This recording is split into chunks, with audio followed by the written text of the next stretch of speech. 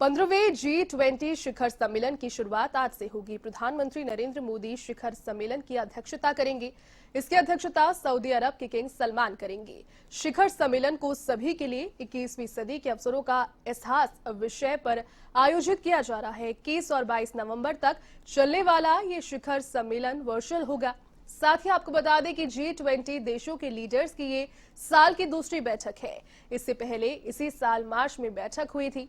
आज से शुरू हो रहे G20 शिखर सम्मेलन का फोकस कोरोना महामारी के प्रभावों, भविष्य की स्वास्थ्य सुरक्षा योजनाओं और वैश्विक अर्थव्यवस्था को पुनर्जीवित करने के कदमों पर होगा। तो प्रधानमंत्री नरेंद्र मोदी आज शिरकत करेंगे शिखर सम्मेलन में। सऊदी अरब के किंग सलमान जो है इस सम्मेलन की अध्यक्षता करेंगे।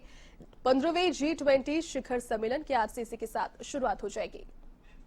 चलिए अधिक जानकारी के साथ सहयोगी प्रीतकरण फोन लाइन पर जुड़ चुके हैं। प्रीत, इंपॉर्टेंट एक सम्मेलन यहां पर आयोजित किया जा रहा है जिसकी अध्यक्षता सऊदी अरब के किंग करेंगे, सलमान जो है वो अध्यक्षता करेंगे। किस तरीके से रिश्ते महत्वपूर्ण हो पाएंगे और क्या इस जो सम्मेलन है उसके मायने रहेंगे, प्रीत बताएं।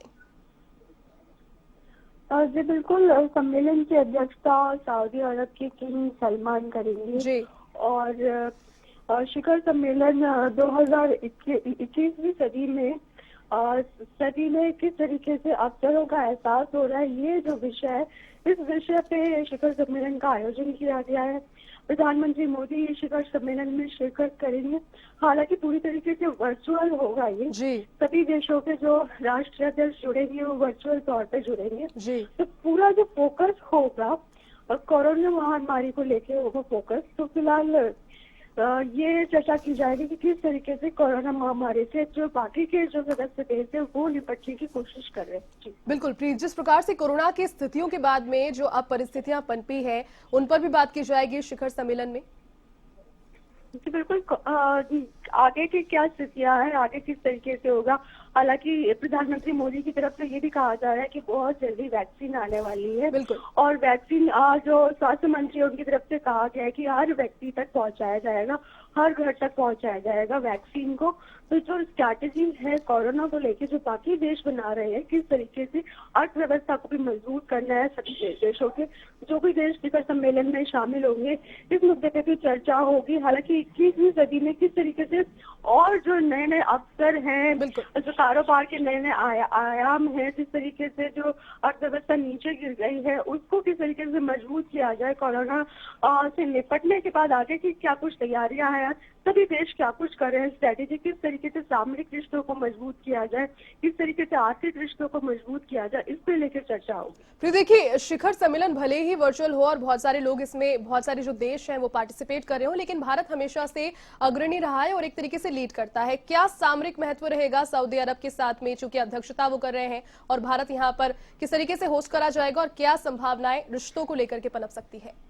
जी बिल्कुल, सऊदी अरब का जो दौरा था प्रधानमंत्री मोदी ने किया था और काफी अहम रहे थे उनके दौरों के जिस तरीके से नई डील की गई थी दोनों देशों के बीच में, चाहे आर्थिक रिश्तों को मजबूत करने की या फिर आगे जिस तरीके से आगे की स्ट्रैटेजी बनाई गई थी, आने वाले सालों में किस तरीके की जो नई डीलें हैं, किस तरीके से जो व्यापारी वर्ग है उसको छूट देने की या आपस में किस तरीके से रिश्तों को और मजबूत करने के लिए, ये सब जो प्रधानमंत्री मोदी की यात्रा के दौरान दिखाई दिया था। बहुत ही मजबूत रिश्ते दोनों ही देशों के बीच में।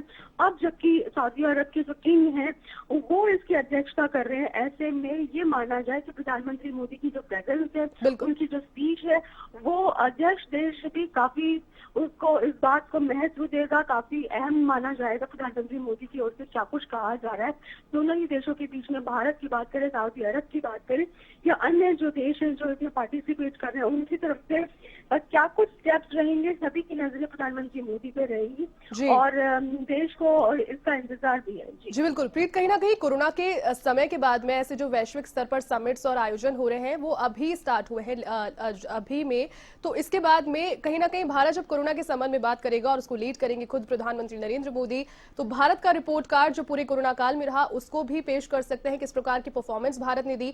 और चूंकि दूसरी लहर से अब कई देश जूझ रहे हैं, कई देशों में लॉकडाउन लग गया है, तो भारत का रिपोर्ट कार्ड भी कहीं ना कहीं प्रधानमंत्री नरेंद्र मोदी अपने भाषण में यहाँ पर दे सकते हैं पूरी दुनिया के सामने।